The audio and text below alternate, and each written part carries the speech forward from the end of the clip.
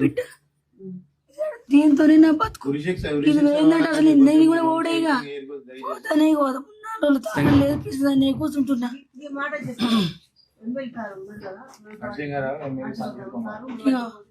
Narasimha Rao sir నీ కాలు మొక్కుతున్నా, నీ దండం పెడుతున్నా, నీ బిడ్డ అనుకో.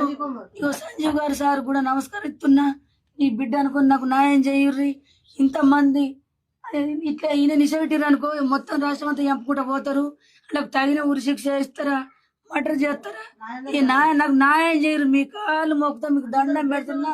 నా రాష్ట్రం అందరికి, చిన్నోళ్ళకు పెద్దోళ్ళకు యూట్యూబర్లకు ప్రతి ఒక్కరికి ఎమ్మెల్యేలకు ఎక్కడెక్కడ ఆంధ్రాకు అయినా కానీ ఏ దేశం అన్నా 2 రాష్ట్రాల దేశం కూడా నమస్కారం పెడుతున్నా. నా బిడ్డకు న్యాయం చేయరి. నా కన్నీటి బాధ మీరు తెలుసుకోర్రి. నేను బతకలేను. నేను న్యాయం చేస్తే నేను బతుక, న్యాయం చేయకపోతే నేను కూడా చచ్చిపోతా. నా బిడ్డలను బతుకు నాకెందుకు? నన్ను